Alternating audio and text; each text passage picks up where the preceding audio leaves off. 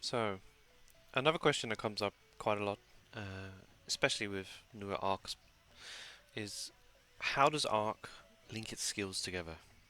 Um, and which skills are being used to do that? So I figured I'd make another video, go over some of the basics, which skills are linkable, in which states, what else can you do with them, that sort of stuff. Similar to the other videos, just a brief breakdown. We'll start with Flora. Essentially, there are two starting skills. Your first one is Basic Charge, and the second one is Vivid Nightmare. Uh, in Flora, you use Basic Charge Drive, and you can link this with Scarlet Charge Drive, Unstoppable Impulse, Gust Charge Drive, and Abyssal Charge Drive. When you switch to Spectre, you use what is now called excuse me, Endless Dream. You don't use your basic charge anymore. You use this instead. And as you mouse back through your skill book, you'll notice that Scarlet has turned into Grievous Wound. Gust has become Insatiable Hunger.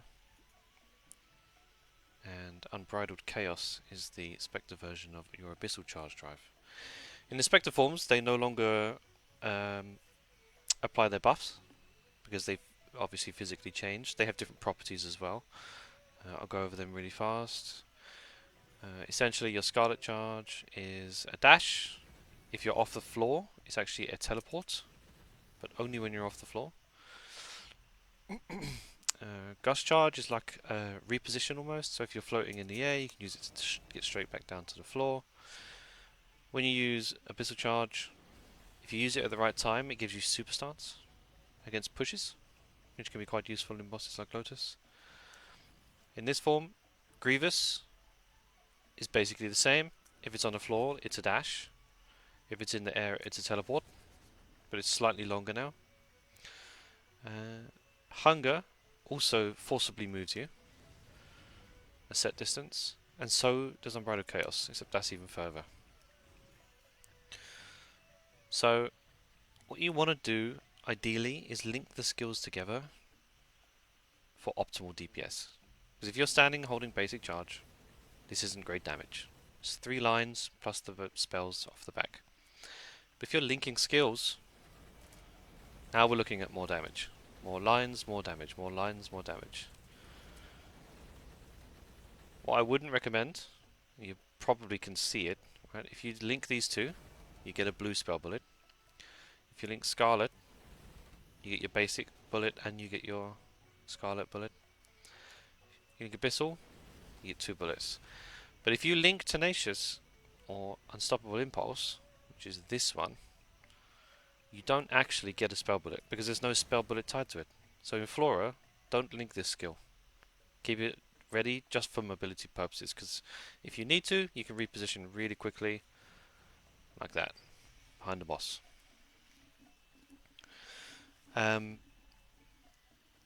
Conversely, when you do your Spectre form, you can link it again, except now you'll see more things are proccing. Instead of proccing spell bullets, you're proccing impending deaths, and you're also proccing, if you had 6th job, awakened abyss blades. So you have Grievous. It's hard to see because there's so much going on now as of 6th job. Then you have Insatiable and Unbridled. Obviously I'm linking. The point of linking is it stops you from moving. It's not such of an issue in Flora, because you don't spend a lot of time in Flora first and foremost, but only one of those skills can move you, which is Scarlet if you miss it. If you try and press Gust now, it doesn't do anything. And if you press Abyssal without anything, you don't move anyway, but Scarlet moves you. So you need to cancel that one if you don't want to move. It gets spicy when you go to Spectre, because all of these skills will move you. So if you miss your link, you can kill yourself, worst case. Or next worst case is if you have a raw 4, you could launch yourself out of the raw 4, which is rip all damage at that stage. So becoming comfortable with this is quite important early on. Obviously, it's going to take some practice.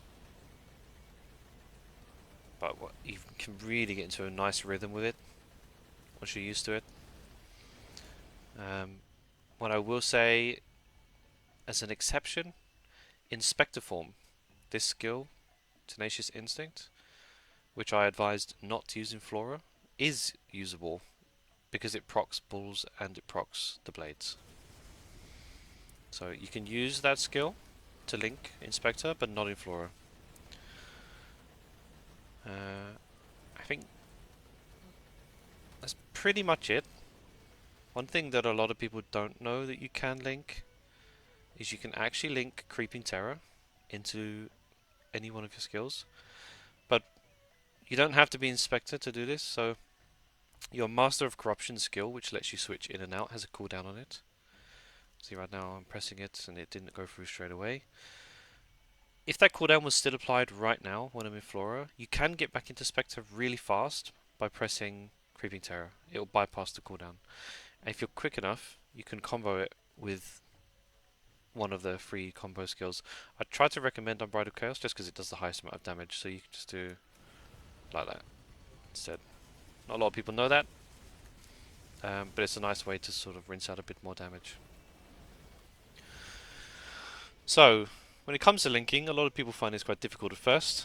The reason they find it difficult is the window to hit the link is constantly changing. There's 3 stages to it. It's tied to Battle Frenzy up here. When you don't have any Battle Frenzy stacks, the window is a lot stricter.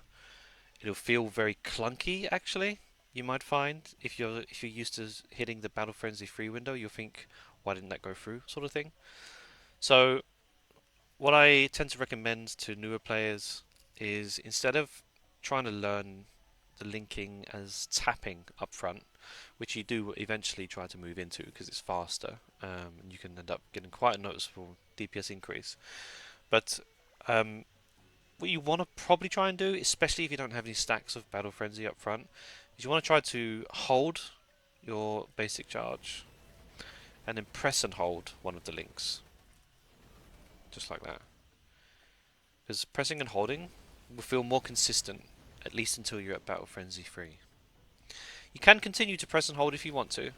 Like, a lot of people will find that a lot more comfortable early on as they're learning the windows for things. And I would recommend playing with sound on, if you can on Arc. Because you can learn a lot of the windows when you need to then press the next skill just from the audio that plays. If you can't do that, it's not an issue. It's just it's going to take you a bit longer, most likely, to learn the windows without the audio feedback, which is still perfectly fine. A lot of people do it.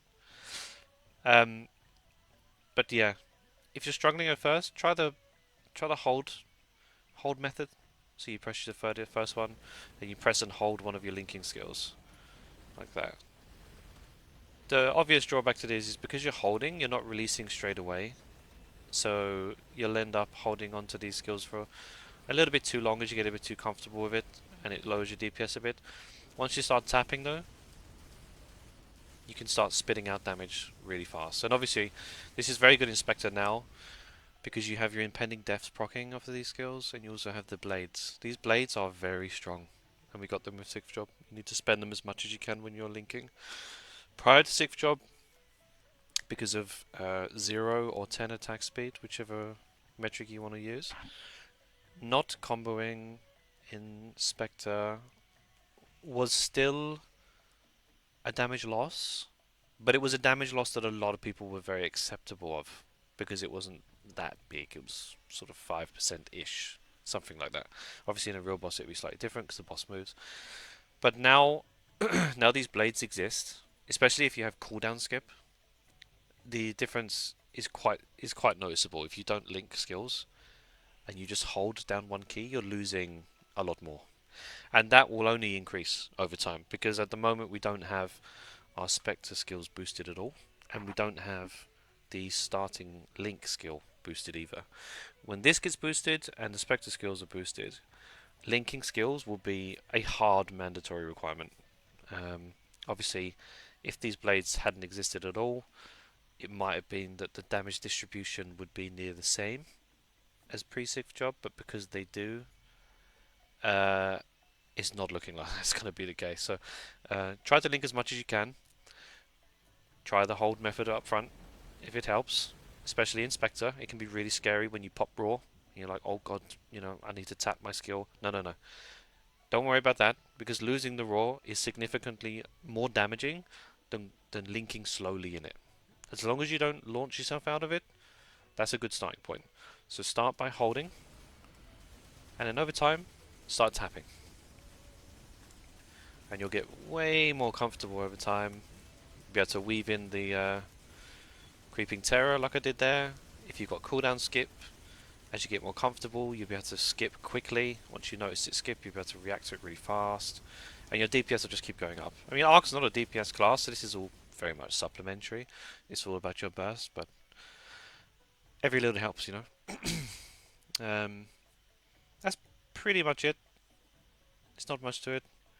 Don't stress too much over it, especially with the Spectre stuff. Like, if you have a raw, don't let it get to you. Like, it's tough. Even players are at the end of the game, they still miss their links. So do I.